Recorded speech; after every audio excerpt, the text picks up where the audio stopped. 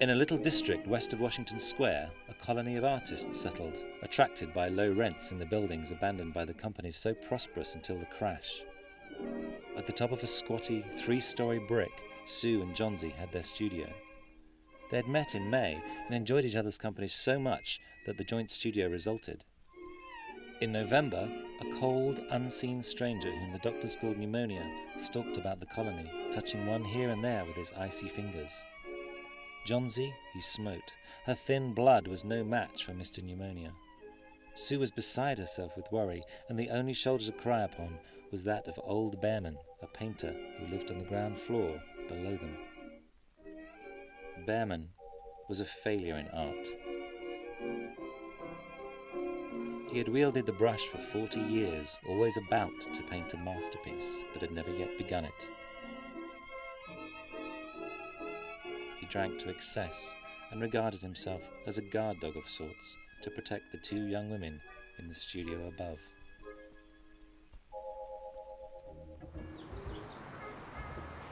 Good afternoon, Miss Susie. Good afternoon, Mr. Behrman. Any luck with your paintings today? Oh, no, nothing. Here, let me help you with your groceries. Thank you, but I think you've got your hands full enough. Oh, yeah. I schlep all this down to Washington Square and for what? Oh, my goodness. Thank you. Mr. Behrman, this is beautiful. Is it new? Yeah. I painted today. I could have sold it, too, for $20. What? Why didn't you? Oh, no. It's not for a woman like that. There's an art maven from Park Avenue. She only wanted to buy the painting because it matched the color of a sofa. And a yochana. Yes, but $20? $20, you want money? Be a banker. You want misery? Be a painter like me. Hey.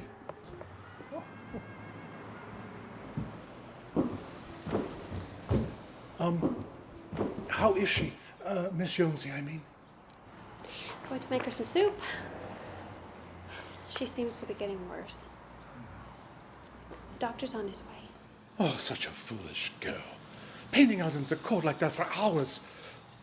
Now, if she gets the pneumonia, perhaps dies. I'm sorry. I mean, she's such a sweet young thing.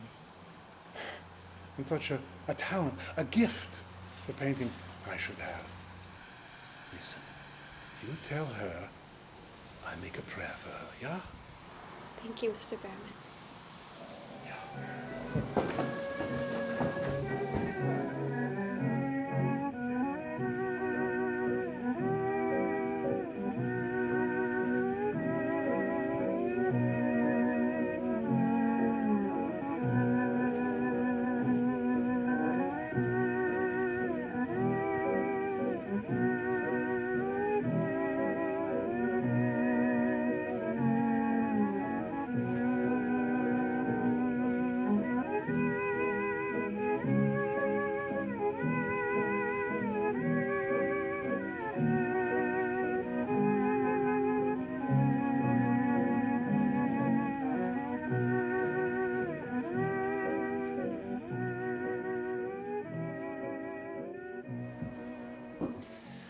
She has one chance in, let us say, 10. And that chance is for her to want to live. This way people have of lining up on the side of the undertaker makes the entire pharmacopoeia look silly. Your little lady has made up her mind she's not going to get well. Has she anything on her mind? She wanted to paint the Bay of Naples someday. Paint? Bosh. Has she anything on her mind worth giving a second thought to? A man, for instance? A man. Is a man worth... No, Doctor. There's nothing like that. Well, it is the weakness, then. I will do all that science, in as far as it's filtered through my efforts, can accomplish, but when a patient of mine begins to count the carriages in a funeral procession, I must subtract 50% from the curative powers of medicine. If you can get her to ask just one question about the new winter styles and overcoats, I will promise you a 1 in 5 chance for her instead of a 1 in 10. Thank you, Doctor.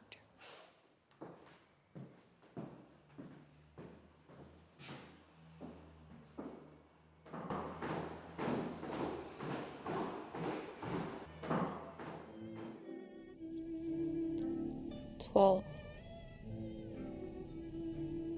11. Did I tell you? I saw old Mr. Behrman on my way back from the market. He almost sold a painting today. A new one. You should see it. Oh, it's wonderful. Still trying to paint his masterpiece. Shouldn't have bothered. I really don't want any soup. Chauncey, you have to eat something. You need your energy. I'll just leave it here next to you. Try to have a little at least.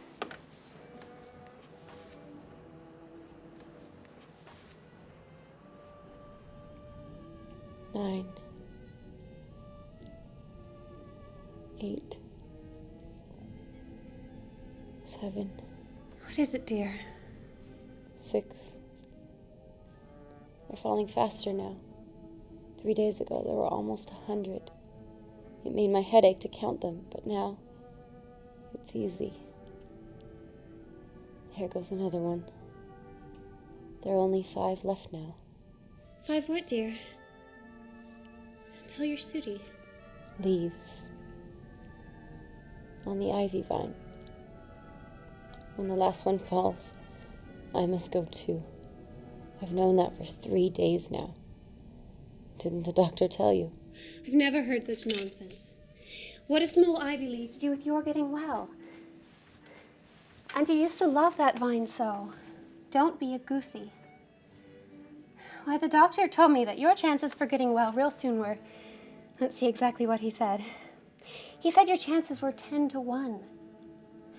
Why, that's almost as good a chance as we have in New York when we ride the streetcars or walk past a new building. Try to take some soup now. And let Sooty get back to her drawing so she can sell the editor man with it and buy port wine for her sick child and pork chops for her greedy self. You needn't get any more wine. There goes another.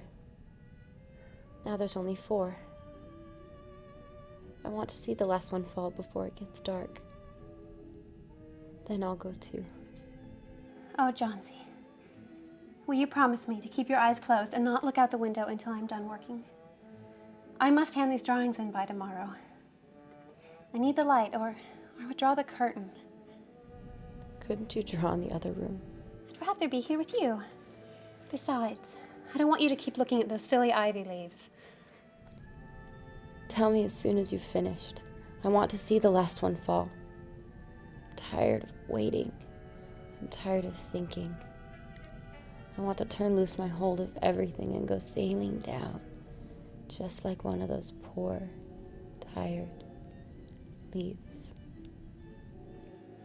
Try to get some sleep. I must call Mr. Behrman up to model for a new illustration. I'll not be gone a minute. Don't try to move until I get back.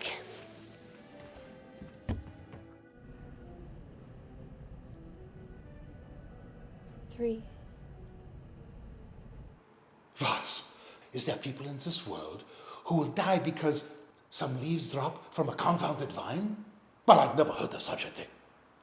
Why do you let such silly thoughts enter her pretty little head, hmm? Nein, I will not pose for you. She is very ill and weak, and the fever has left her mind morbid and full of strange fancies. Very well, Mr. Behrman. If you do not care to pose for me, you need it. But I think you are horrid old flibberted gibbet. You're just like a woman. Who told you I would not pose for you? I come with you. Go away.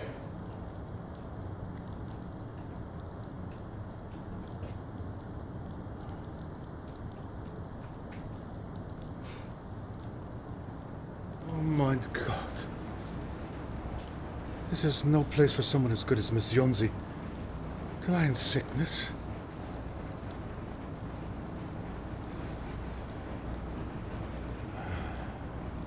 Someday I shall paint my masterpiece. Then we can all go away. Yeah. Yeah.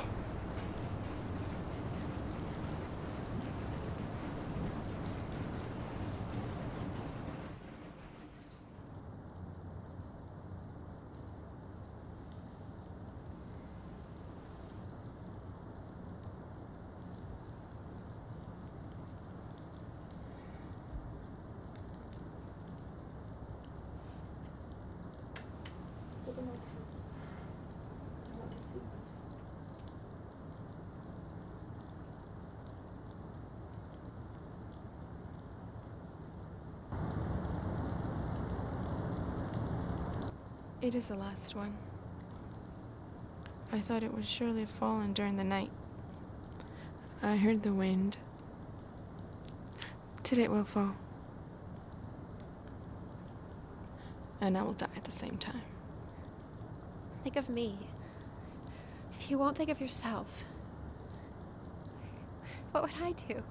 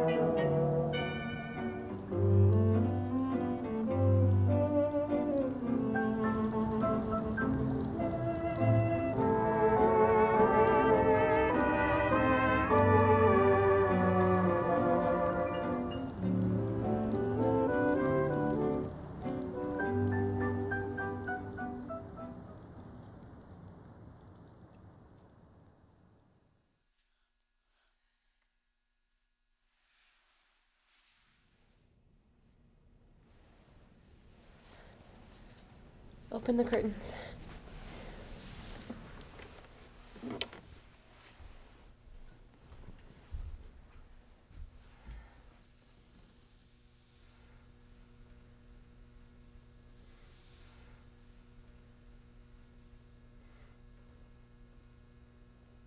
I've been a bad girl, Sudi.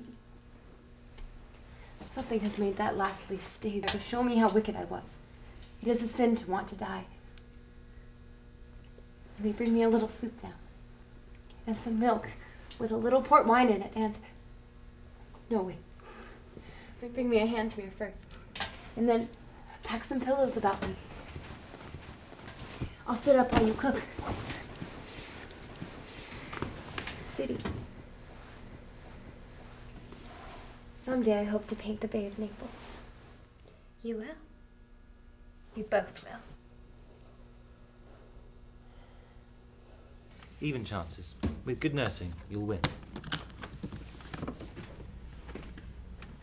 Now I must return to a case I have downstairs. Behrman, his name is. Pneumonia 2. He's an old, weak man, and the attack is acute. There's no hope for him. But he goes to the hospital today to make him feel more comfortable. Thank you, Doctor. You're very welcome.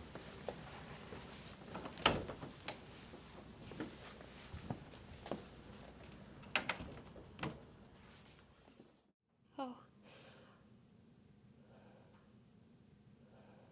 I'm so sorry. Yes, I will. Thank you for calling, Doctor. Bye.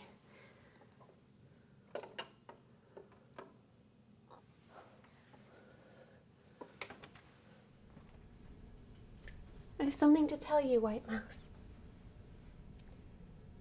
Mr. Behrman died of pneumonia today in the hospital. He was ill only 2 days. The janitor found him on the morning of the first day in his room downstairs, helpless with pain. His shoes and clothing were wet through and icy cold. They couldn't imagine where he'd been on such a dreadful night. And then they found a lantern still lighted, and a ladder that had been dragged from its place.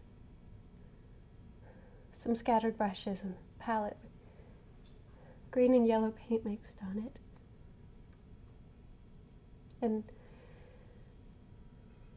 look out the window, dear. At the last ivy leaf on the wall. Didn't you wonder why it never fluttered or moved when the wind blew? Oh, sweetie. It's Behrman's masterpiece. He painted it there the night that the last leaf fell.